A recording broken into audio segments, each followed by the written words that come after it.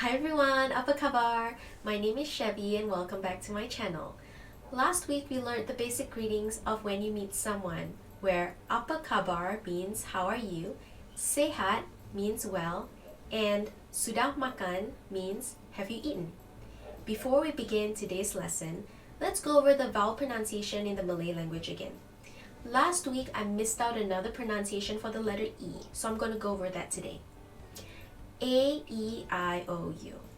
A is A, E is or E, I is E, O is O, and U is U. In this lesson, we're gonna cover greetings throughout the different times of the day, such as good morning and good night. Selamat pagi is good morning. Selamat tengah hari is good afternoon. Tengah is mid, hari is day, so midday, which is between 12 p.m. to 2 p.m. Selamat petang is good evening. Selamat malam is good night. You would use this the exact same way you would when you wish someone good night. Don't use this when you meet someone, but when you say bye at the end of the day or when you're going to bed. Selamat sejahtera or Salam sejahtera is greetings or peace be upon you, which you can use at any time of the day. During a conversation, to make it sound more natural, instead of saying Selamat sejahtera, you can say Selamat sejahtera. So it's Selamat pagi, Selamat tengah hari, Selamat petang, Selamat malam, and Selamat sejahtera. Before we continue, I'd like to teach you one other thing. If you're learning a language, any language, this is one of the first things that you should learn how to say. How do you say, how do you say? Get it? How do you say, how do you say? So, how do you say in Malay is macam mana nak cakap. Macam mana nak is how do. Cakap is say or talk, which makes how do you say or how do I say, it doesn't really matter. For example, macam mana nak cakap friend? Friend is kawan in Malay. To make it more colloquial and sound less curt, you can add the word at the end of the sentence, like macam mana nak cakap friend eh?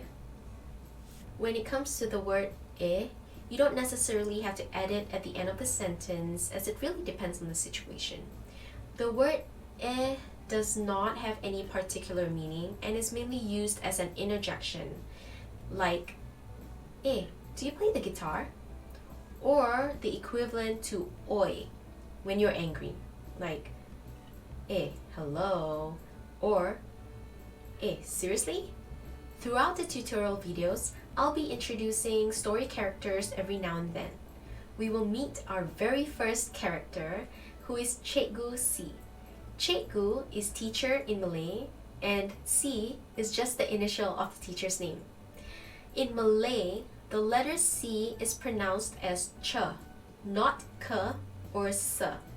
In this instance, Cikgu is pronounced as Cikgu, not Kitgu or Sitgu. In schools in Malaysia, it's the teachers that go from classroom to classroom each period, not the students. Students will be assigned a classroom at the beginning of each year, and that is basically going to be your classroom for the rest of the year. So in a typical classroom setting, before the teacher arrives, students will usually be mingling and chatting in the classroom. There will always be that one student who spots the teacher coming from a distance and will then alert the entire class so that everyone can scramble back to their seats and be quiet.